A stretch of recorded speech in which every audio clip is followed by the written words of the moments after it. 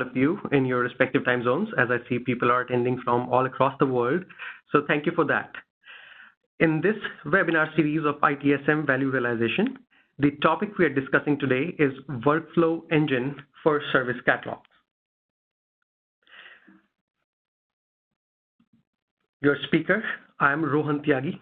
I'm part of the ITSM business unit here at ServiceNow, and my responsibility is to make sure our customers and partners have everything they need to realize the full potential of the product and be successful with it.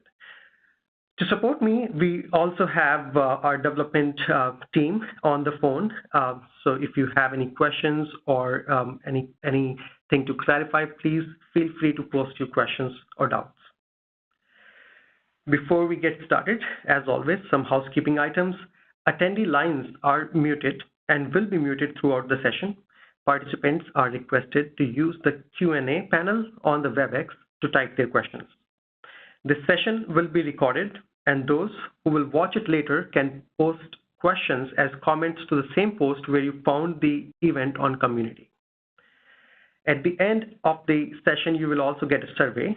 So please fill out that survey. It helps us understand what are your needs and identify future topics.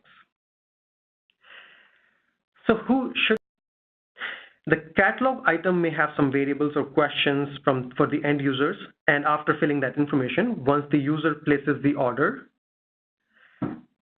the item gets attached to a service request.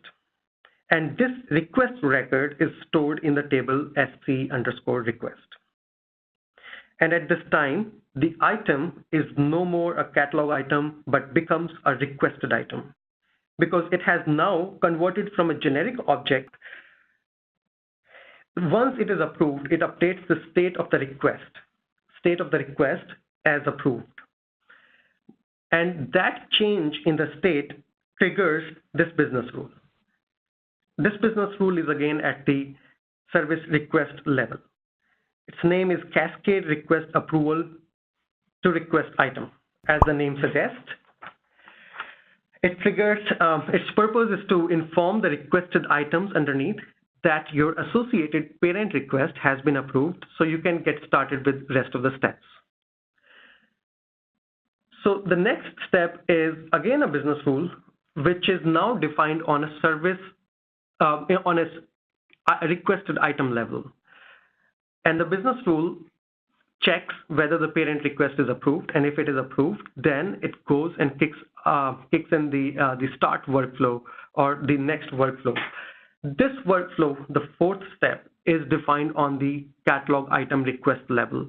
And as you might have many catalog items assigned to that particular request, so each item can have its own workflow.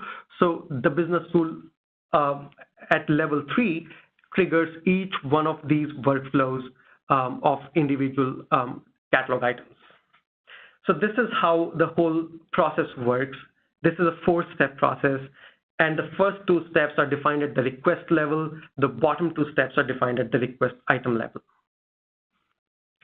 And I wanted to stress more on this because a lot of times we just think about workflows and forget about business rules, but these 4 pieces are interlinked. And since this data, the demo data or these demo workflows and business rules are used as it is, or sometimes with some modifications, so I just wanted to make sure that the flow is clear to all of you. Now let me go into the instance and show you in real time how these workflows are defined. So let's get started with the very first step. As you saw in the PowerPoint presentation, the first workflow is the service catalog request.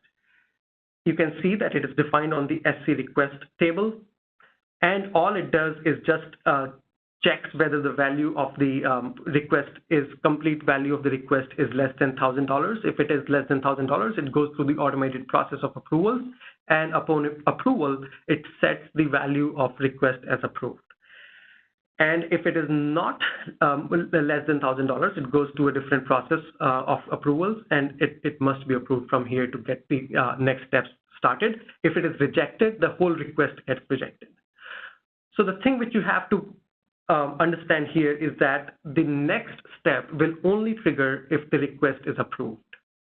Now, a lot of times, customers do not want to have approvals at the request level, and you may want to change this workflow, and you can do it. It is pretty flexible. You can add more steps to it, remove any approval steps from here, but just make sure. Sorry, I'm hearing that my screen is not shared. I'm not sharing the browser. So give me one moment.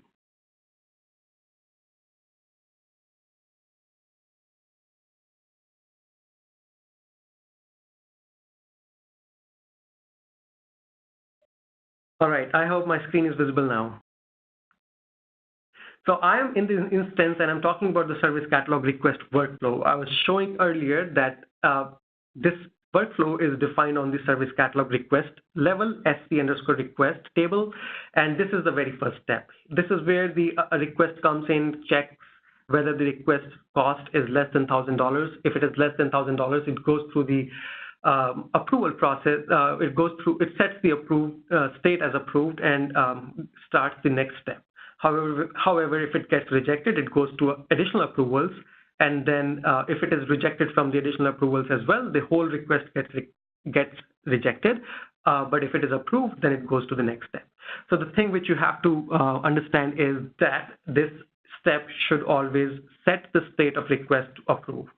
And you feel free to make changes to the workflow, add more activities, remove any of these activities, up to you. However, understand that the next step, which is this business rule, again defined on SC_request, is dependent on the changes in the approval state. And once the state has been approved, all it does is it informs or it cascades the information to the requested items that your parent request has been approved. Now, once it transmits that information, the next business rule that gets triggered is at the requested item level, which checks if the current state of the request, the parent request, is approved or not. So if you are making changes to any of these processes, make sure that you also make changes on the conditions when these business rules are triggered or workflows are triggered. So on this section, the trigger condition is that the request must be approved. Once the request is approved, all it does is that it starts a new context of the workflow for each requested item. Now, each requested item will have a workflow like this, which is a little more complicated than the simple request workflow. It goes through a couple of approvals here, and then it also defines what exact task that should be performed by the team to fulfill the request. So a lot of times we get a question that why do we need approvals at two places, at the request level and the requested item level? The answer is that this is just a sample. You can modify it as your business requirement suggests. However, the idea behind having approval on the request level is that one request can have multiple requested items, and you do not want to send an approval for each requested item to your manager. You just want them to approve it all at once.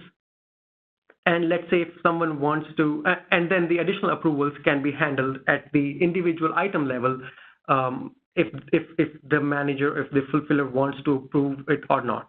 So taking an example, the first request approval could be my manager checking whether I'm reporting to him or not, if I'm part of the company or not, and then approving the whole request. But then it depends on the individual teams who are fulfilling those requested items, let's say the hardware team, that if I should get any additional approvals of whether I'm getting a Mac or a Windows or any other requirement for the individual item. So that's why we usually have two approvals. However, if you make any changes to this level, if you want to remove the approvals from this level or other modifications, just make sure that the request in the end gets approved, because that's the trigger condition for the next business rule. All right, so with that, I'll go back to my slide deck and go through the next common issues that we have seen so far, reviewing the incidents that we received from our customers. that the workflows get stuck or it has competing business rules. So I'll share this slide deck after the session on the community post, and these links are accessible. So you can go through those videos or the documents to understand how you can resolve these or troubleshoot these stuck workflows. However, the most common reason is the competing business rules. So as I made it clear to you, the business rules also exist along with the workflows. So just make sure the functionality or the code behind those business rules are not competing with how the workflows should work. The other reason is interference with the approvals. So as you have seen in the workflows, we were defining some automated approvals.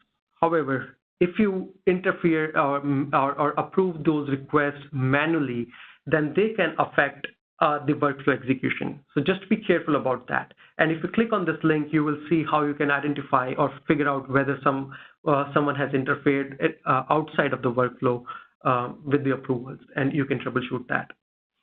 The other case we see is the unpublished workflows. So a lot of times, a user or the admin user just tries to check out the workflow. He checks out, it does not, and make some changes, modifications, forgets to publish it back. So the already existing or the old workflow still remains active, and it gets executed whenever the request is made, and the new changes do not reflect. So in that condition, just make sure that you know about all the workflow versions. Only one workflow version, that is desired one, should be published. And you also make sure that once you have checked out a workflow, you are checking it back in or publishing it. In case of domain separation, you can define domain separated workflows, but then also make sure the catalog item is updated with the new workflow.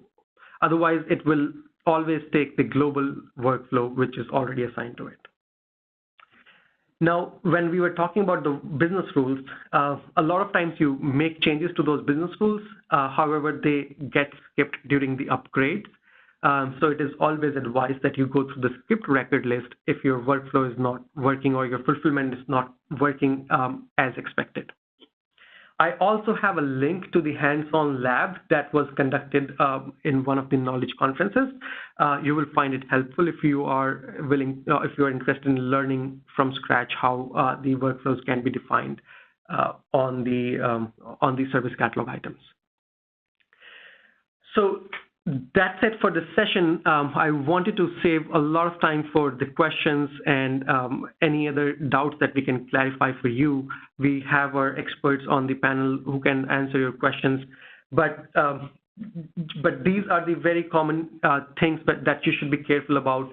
And I hope you got a better understanding of how the whole engine works behind the scenes with the service catalog workflows. And as I suggested earlier, you can make changes to these workflows, but make sure that the whole 4-step process is also is under consideration, and you make changes to all of them as appropriate. Okay, so I'll pause here for some time, check the Q&A panel, and will unmute myself again.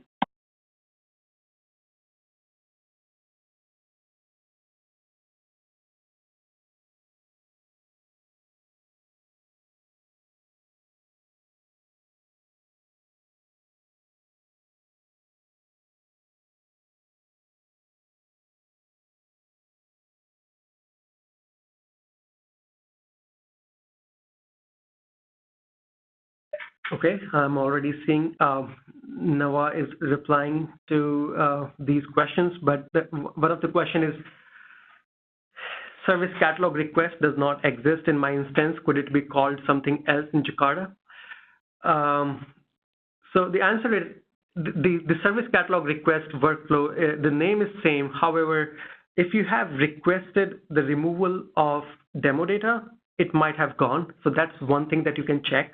The other thing is that might be deactivated, so you have to make sure it is published, or just go into, let me walk you through that.